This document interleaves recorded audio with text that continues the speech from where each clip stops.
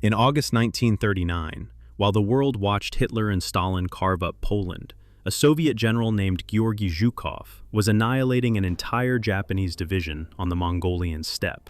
This was a battle so catastrophic that it would redirect the course of World War II and lead Japan to attack Pearl Harbor instead of invading Siberia. Most people have never heard of Khalkhin Gol. The battle doesn't appear in high school textbooks. It gets no Hollywood movies. But this forgotten fight on the edge of nowhere changed everything. It answered a question that has puzzled historians for decades. Why did Japan attack the United States, a nation with 10 times its industrial capacity, instead of striking north against the Soviet Union? The answer lies in what happened on a remote stretch of grassland, where two armies collided, and one empire's entire strategic vision shattered in 11 days of mechanized hell. But to understand why this battle mattered so much, we need to go back 34 years, to another war between Japan and Russia that set the stage for everything that followed. In February 1904, Japanese torpedo boats slipped through the darkness toward the Russian Pacific Fleet anchored at Port Arthur. The surprise attack that launched the Russo-Japanese War would serve as a template 40 years later at Pearl Harbor. But in 1904, it was Japan striking a European power, and the world watched in astonishment as an Asian nation systematically demolished a European empire's military forces. The Battle of Tsushima in May 1905 became legend. Admiral Togo's fleet annihilated the Russian Baltic Fleet after its 18,000-mile journey. Of 38 Russian ships, only 3 escaped to Vladivostok. The Russians lost 4,380 dead and 5,917 captured. The Japanese lost 117 men.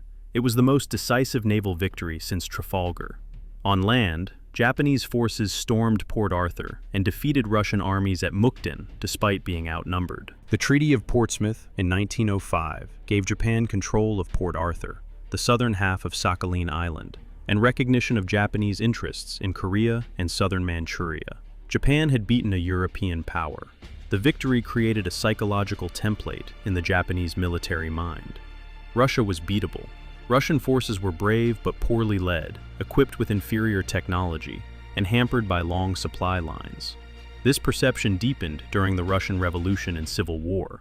Japanese forces occupied Vladivostok from 1918 to 1922, witnessing firsthand the chaos consuming the former empire. When Japanese troops finally withdrew, they left convinced that the new Soviet state was even weaker than Tsarist Russia had been. By 1937, that perception seemed validated. Stalin's purges were decimating the Red Army's leadership. Marshal Tukhachevsky, the brilliant theorist of deep battle doctrine, was shot in June 1937. Of 5 marshals of the Soviet Union, 3 were executed. Of 15 army commanders, 13 were shot. Of 85 corps commanders, 57 were killed. Of 195 division commanders, 110 were purged. The Red Army lost approximately 35,000 officers between 1937 and 1938. These weren't just numbers.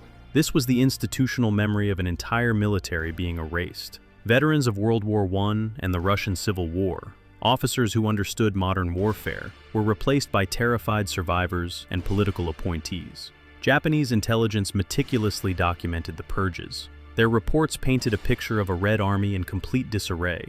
Then came Changku-feng. In July 1938, exactly 1 year before Khalkhin Gol, Soviet and Japanese forces clashed at Lake Khasan, near the borders of Korea, Manchuria, and the Soviet Union. The heights of Changku-feng commanded strategic views into all 3 territories. When Soviet forces occupied the disputed hills, the Japanese 19th Division attacked.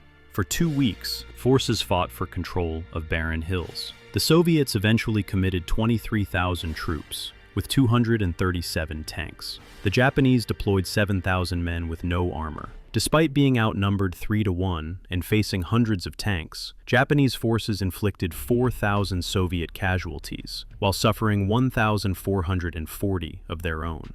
The battle ended with a negotiated ceasefire that left the tactical situation ambiguous, but Japanese commanders drew specific conclusions. Yes, the Soviets had more tanks and artillery, but their coordination was abysmal. Tank attacks came without infantry support. Artillery barrages were uncoordinated with ground assaults. Soviet leadership seemed paralyzed, unable to exploit their material advantages. Colonel Tsuji Masanobu, observing for the Kwantung Army staff, wrote, "The Russian bear has been declawed by Stalin. Their officer corps is terrified, their doctrine confused, their fighting spirit broken. One determined Japanese division could destroy 10 Soviet divisions." This was the lethal miscalculation. The Red Army of 1938 was indeed damaged by the purges, but at Changkufeng, the Soviets had deliberately limited their response to avoid escalation. They had not deployed their best units or most modern equipment. They had not used their air force effectively. Most importantly, they had not yet assigned their best commanders to the Far East. The Japanese army interpreted restraint as weakness. They saw what they wanted to see: confirmation that the Red Army was a paper tiger, that Japanese fighting spirit could overcome Soviet material superiority, just as it had in 1905. Within the Kwantung Army, aggressive officers began planning for the next confrontation. They would get their chance sooner than expected. The battlefield that would reshape World War II was a place no one wanted. The Khalkhin Gol River region was a slice of hell masquerading as steppe. In summer, temperatures reached 104 degrees Fahrenheit. In winter, they plunged to -40. The spring brought sandstorms that could strip paint from vehicles. The summer brought mosquitoes in biblical swarms that drove horses mad and forced soldiers to wear nets over their faces even while fighting. Water was scarce. The Khalkhin Gol, the Halha River to the Japanese, was often the only water source for miles. The steppe stretched endlessly in all directions, flat as a table, offering no cover except occasional sandy ridges and scattered hills. It was perfect tank country if you could keep the tanks fueled and maintained. It was a nightmare for infantry who had nowhere to hide from artillery or air attack. The border itself was disputed. The Japanese claimed it ran along the Khalkhin Gol River. The Soviets and Mongolians insisted it lay 10 miles east, along a line of hills called the Nomonhan Heights. Between these competing claims lay a no-man's land of grass and sand that would soon be fertilized with blood. The nearest Japanese railhead was 130 miles away at Hylar. The nearest Soviet rail connection was 400 miles distant at Borzia. Everything, every shell, every gallon of fuel, every can of food, had to be trucked across roadless terrain. The side that solved the logistics problem would win. The side that didn't would die. Lieutenant General Kamatsubara Michitaro commanded the Japanese 23rd Division, the primary Japanese force at Nomonhan. At 53, he was a respected officer with experience in China. He was known for careful planning and defensive expertise. His division was considered elite, with veterans of the China campaign and a proud regimental tradition dating to the Russo-Japanese War. But Kamatsubara was also cautious by nature, uncomfortable with the aggressive tactics favored by Kwantung Army hotheads. He had opposed escalation at Nomonhan, warning that his division lacked the armor and artillery for sustained operations. His warnings were ignored.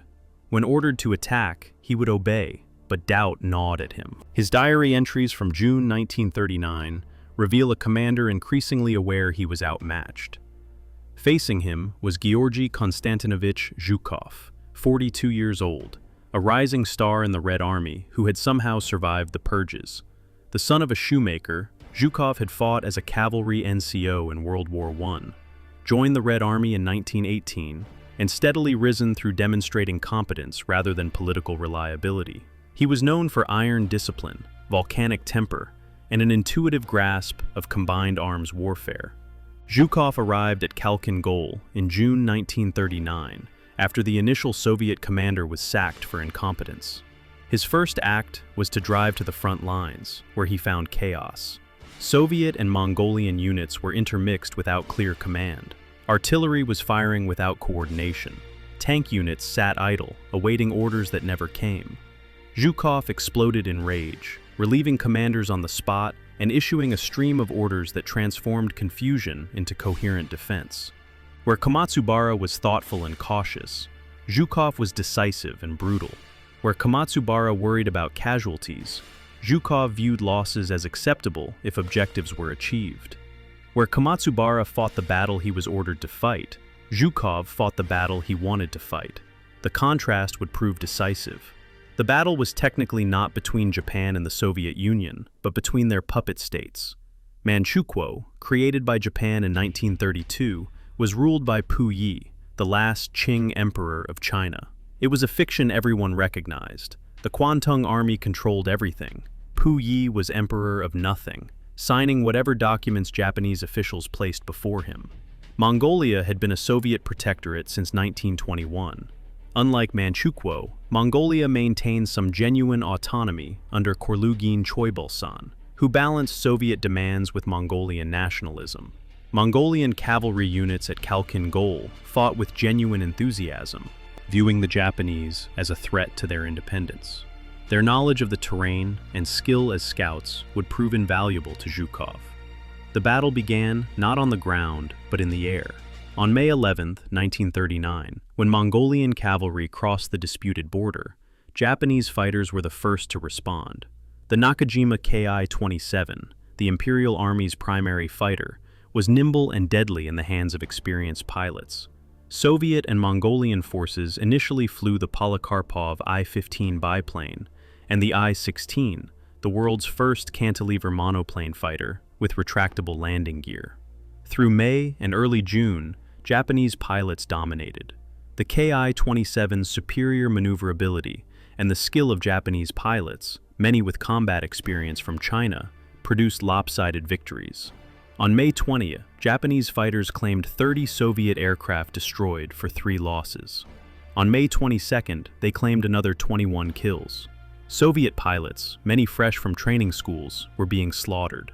Lieutenant Shinohara Hirokazu became Japan's first fighter ace of the conflict, shooting down 11 Soviet aircraft in May alone. Japanese pilots developed tactics specifically for fighting the faster but less maneuverable I-16s, using vertical maneuvers and exploiting the Soviet fighters' poor visibility. Confidence soared. The Army Air Force seemed to be repeating the Navy's triumph at Tsushima in the sky. On June 27, 1939, the war took a dramatic turn. Without authorization from Tokyo, Kwantung Army air commanders launched a massive preemptive strike against Soviet air bases at Tamsak Bulak and Bain Tumen in Mongolia. Led by Lieutenant Colonel Matsumura, Japanese bombers and fighters struck at dawn. The results seemed spectacular. Japanese pilots claimed 99 Soviet aircraft destroyed on the ground and 25 more in air combat. They reported hitting fuel dumps, ammunition stores, and barracks. For the loss of 6 fighters and no bombers, the Japanese believed they had achieved local air superiority. The pilots returned to heroes' welcomes at their bases. In Tokyo, the reaction was fury. The strike had been launched without permission from Imperial General Headquarters. Japan was not at war with the Soviet Union. The escalation risked triggering a wider conflict Japan wasn't prepared for. The Army Chief of Staff sent blistering telegrams to Kwantung Army Headquarters, demanding explanations. But the damage was done. The Soviets would not forget this humiliation.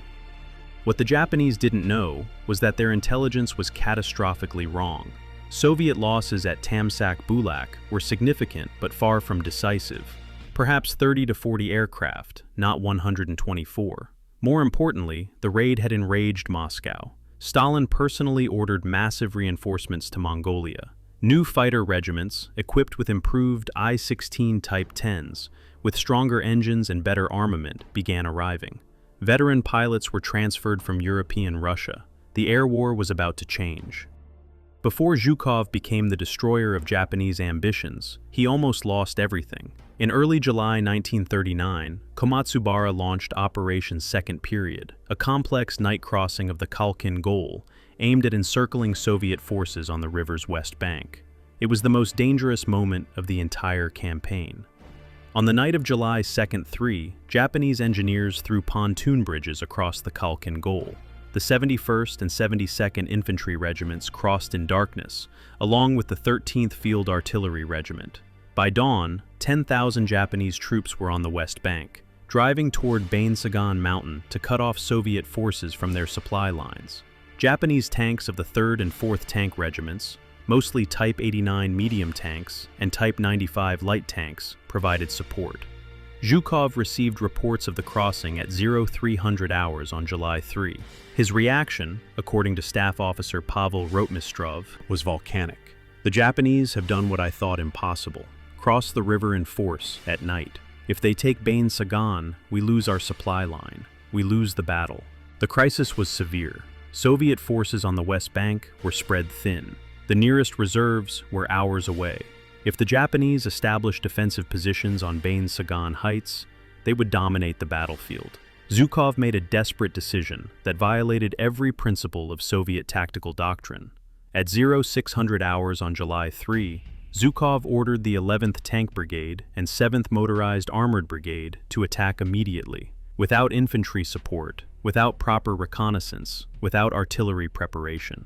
It was suicide, and everyone knew it. Brigade Commander Mikhail Yakovlev protested. "Comrade Corps Commander, we'll be destroyed piecemeal." Zhukov's response was simple. "Attack now, or we lose everything. I'll get you infantry support when I can." What followed was one of the most desperate tank charges of the interwar period. 300 Soviet tanks, mostly BT-5s and BT-7s, raced across open steppe toward Japanese positions. The BT series were fast, capable of 45 miles per hour on wheels, but lightly armored. Japanese anti-tank guns, particularly the Type 94 37mm, began picking them off at range. Tank Commander Junior Lieutenant Alexei Mitrofanov later described the charge. "We drove at maximum speed, zigzagging to throw off their aim. Tanks were exploding left and right. The Japanese had dug in their guns well. But we kept going. We had to keep going." The attack was costly. The Soviets lost 82 tanks on July 3 alone, but it worked. The unexpected fury of the assault disrupted Japanese momentum. Infantry units that should have been consolidating positions were forced to defend against marauding tanks. The Japanese advance slowed, then stopped. By afternoon, Zhukov had rushed motorized infantry forward in trucks. The crisis had passed, but barely. For the next 3 weeks, the heights of Bain Tsagaan became a killing ground. Japanese forces held the mountain's eastern slopes. Soviet forces controlled the western approaches. Between them, a no-man's land of burning tanks and rotting corpses baked in the summer heat. The Japanese dug elaborate defensive positions, creating interlocking fields of fire for machine guns and anti-tank weapons. They called these positions octopus pots, deep individual fighting holes that provided protection from artillery while allowing soldiers to pop up and fire. Soviet artillery would pummel these positions for hours, only for Japanese infantry to emerge from their holes when Soviet tanks approached. Captain Higashi Haruo of the 72nd Infantry Regiment wrote, "The heat was unbearable. Water was rationed to 1 canteen per day. The wounded couldn't be evacuated. They died in their holes, and we fought alongside corpses. The Soviet artillery never stopped. Every day, more shells than we saw in 6 months in China."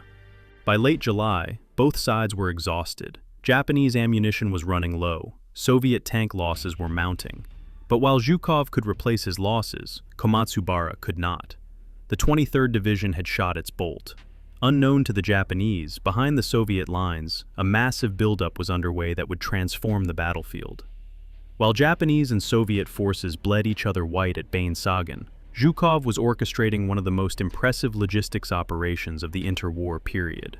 He needed to stockpile enough ammunition, fuel, and supplies to support a decisive offensive. The nearest railhead was at Borzia, 400 miles away. Every shell, every gallon of fuel, every can of food had to cross trackless steppe. Zhukov created what he called a conveyor belt.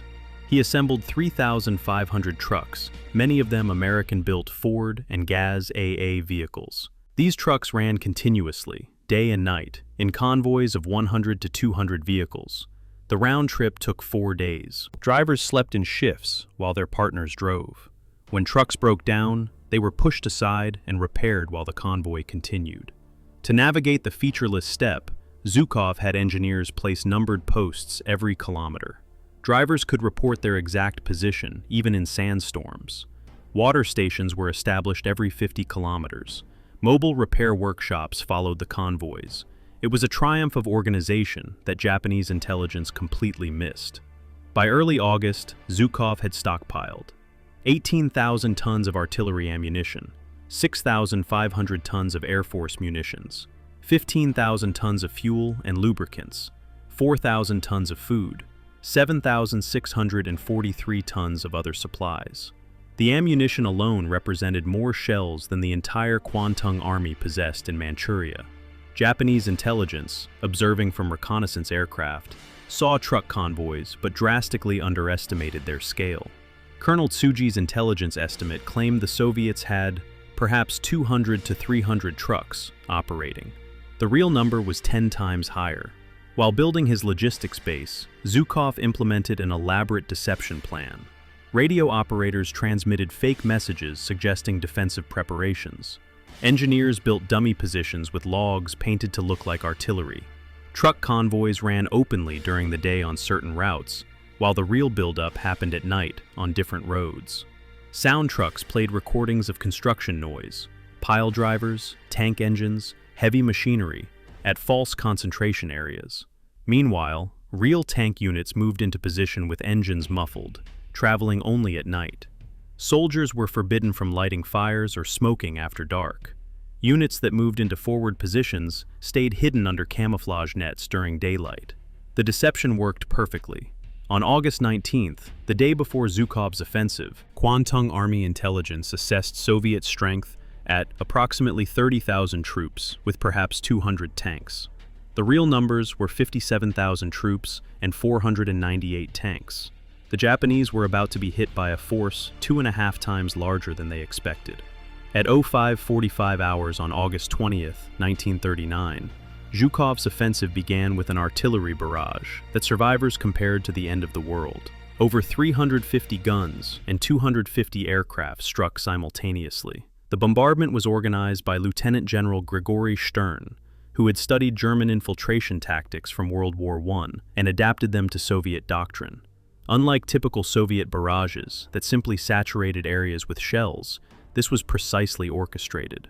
The first wave targeted Japanese artillery positions, identified by aerial reconnaissance and sound ranging. The second wave hit command posts and communication nodes. The third wave created corridors through Japanese defenses for advancing armor. Each phase lasted exactly 15 minutes, timed to the second.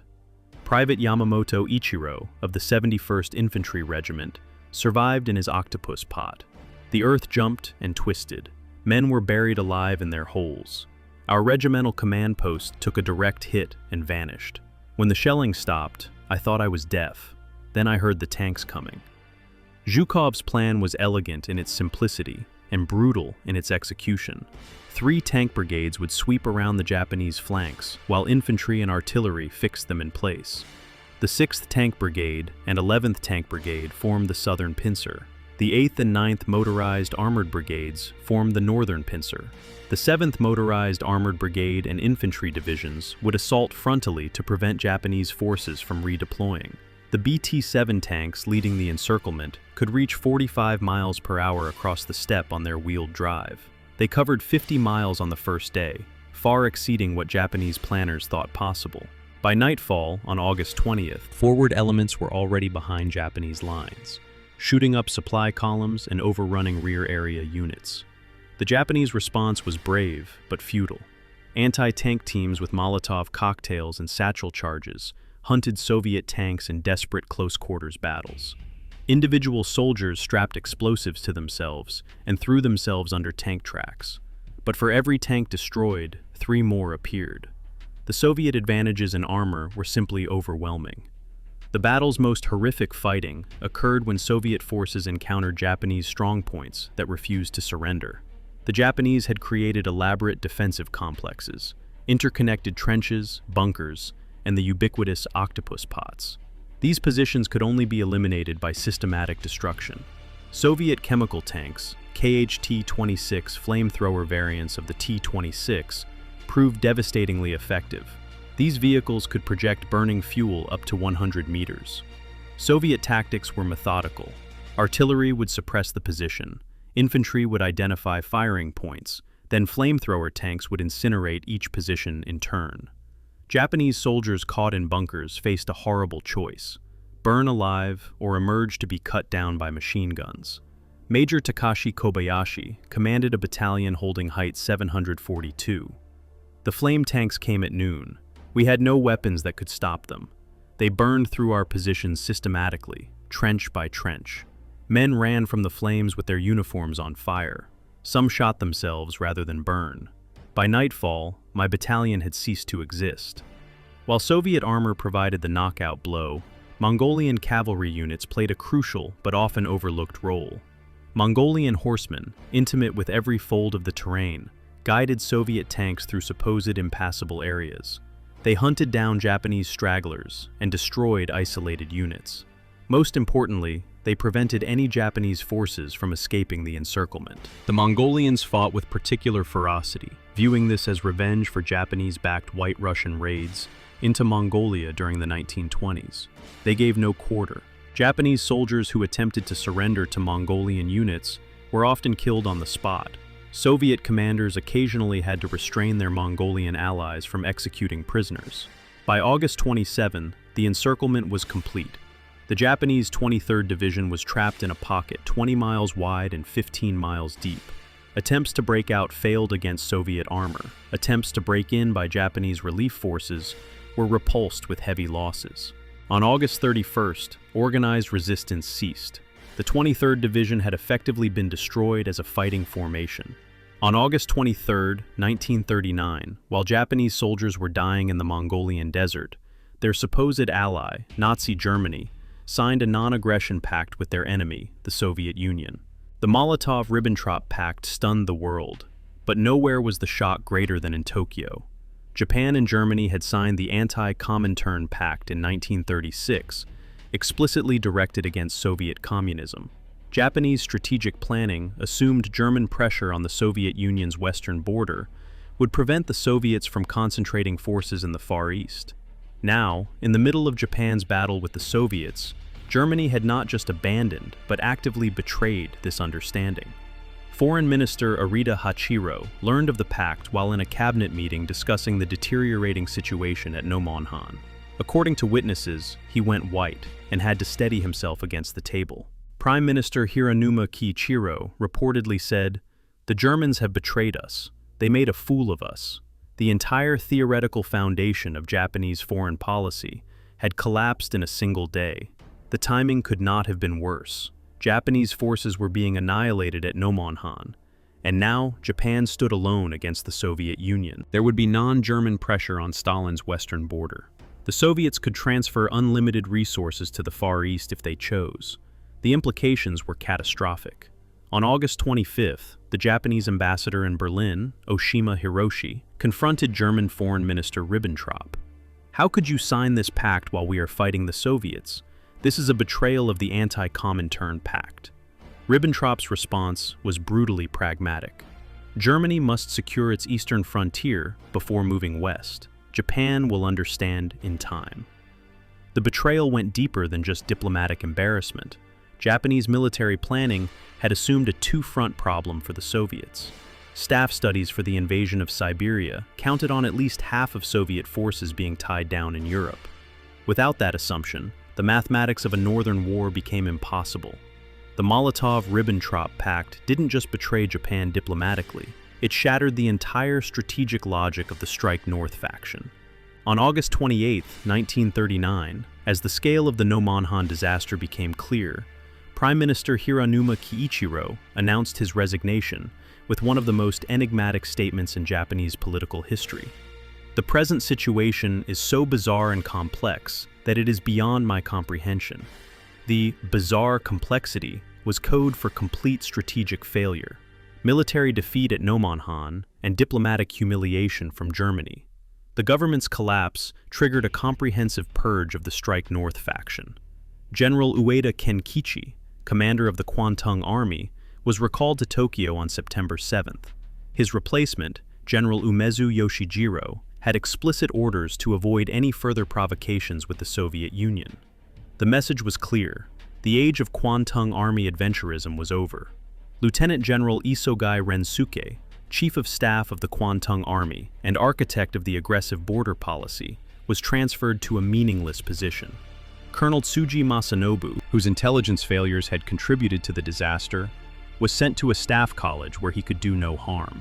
Officers associated with the Kodoha, Imperial Way faction, which had championed confrontation with the Soviet Union, found themselves sidelined or forcibly retired. With the army humiliated and the strike north strategy discredited, the Imperial Navy seized its moment. Admiral Yamamoto Isoroku, newly appointed commander of the combined fleet, had long argued that Japan's future lay at sea, not in the frozen wastes of Siberia. The Navy's strike south doctrine suddenly seemed not just attractive, but inevitable. Naval strategists presented compelling arithmetic to the Imperial Council. The Dutch East Indies produced 60 million barrels of oil annually. British Malaya provided 40% of the world's rubber and 60% of its tin. French Indochina offered rice, coal, and strategic position. These resources were defended by colonial forces that, after the fall of France and the weakening of Britain, were essentially orphaned. Captain Kuroshima Kameto, Yamamoto's chief strategic planner, prepared a brief that showed the impossible mathematics of a Siberian campaign versus a southern advance. To invade Siberia requires 30 to 40 divisions, 5,000 tanks, 5,000 aircraft, and a logistics train we do not possess. To seize Southeast Asia requires 11 divisions, our existing fleet, and 700 aircraft. The choice is obvious. The army, its confidence shattered and political influence weakened, could offer no counter-argument. In a series of imperial conferences through late 1939 and early 1940, the fundamental redirection of Japanese strategy was formalized. Japan would expand south, not north. It would fight at sea, not on land. It would confront the United States and Britain, not the Soviet Union. In a modest house in Tokyo's Azabu district, a German journalist named Richard Sorge was about to become one of the most consequential spies in history. Sorge appeared to be everything he claimed: a loyal Nazi Party member, correspondent for the Frankfurter Zeitung, and confidant of German ambassador Eugen Ott. In reality, he was a Soviet military intelligence officer, arguably the most successful spy the GRU ever produced.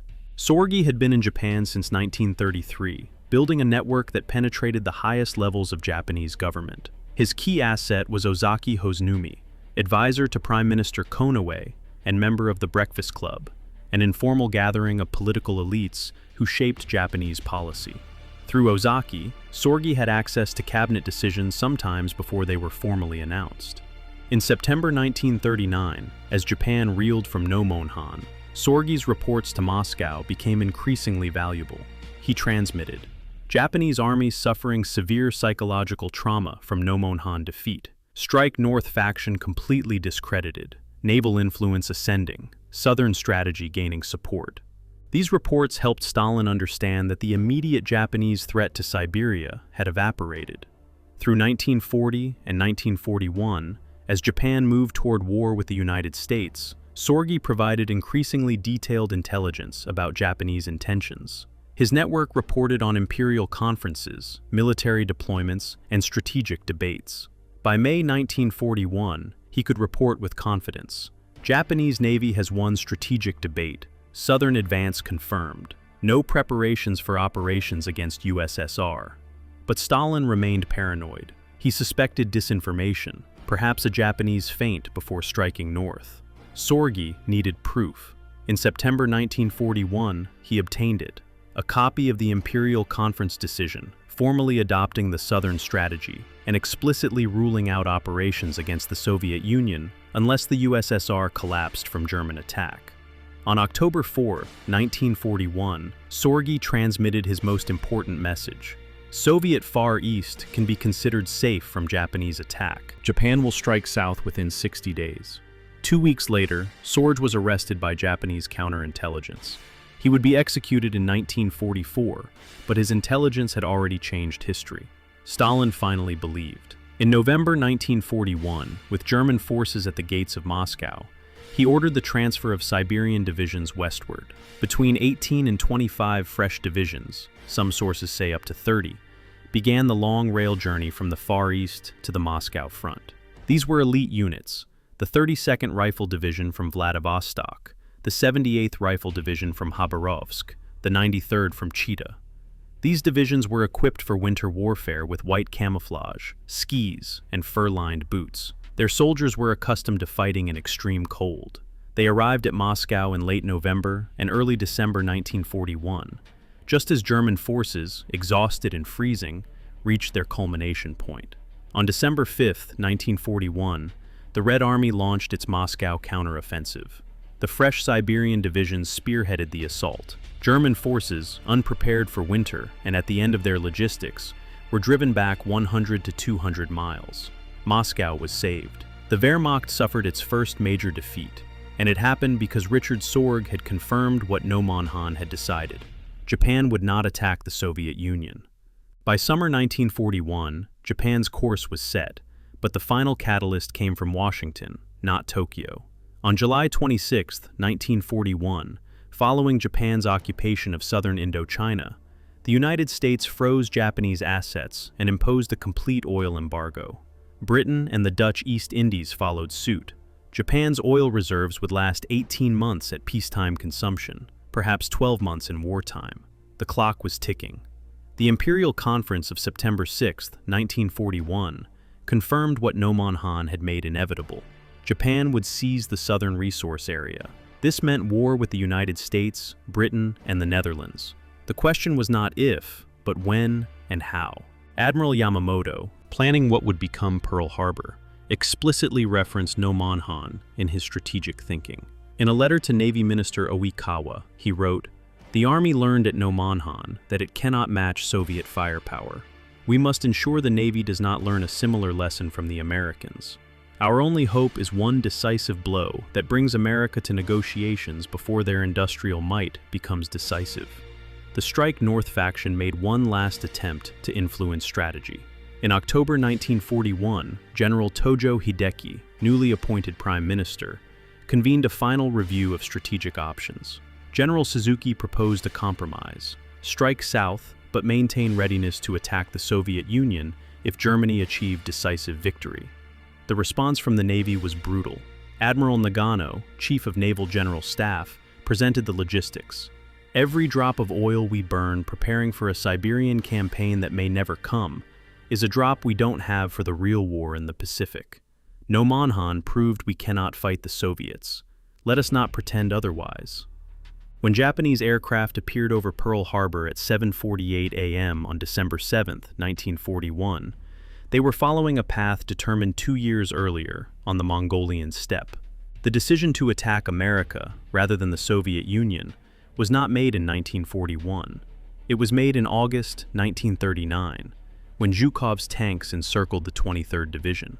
The tactical success at Pearl Harbor, sinking 4 battleships and damaging 4 others, masked the strategic catastrophe Japan had chosen.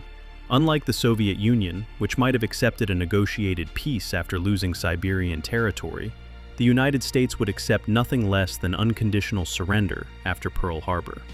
Captain Fuchida Mitsuo, who led the Pearl Harbor attack, later wrote, "We achieved complete surprise, perfect execution, but we had attacked a nation with 10 times our industrial capacity, and a determination we had not anticipated.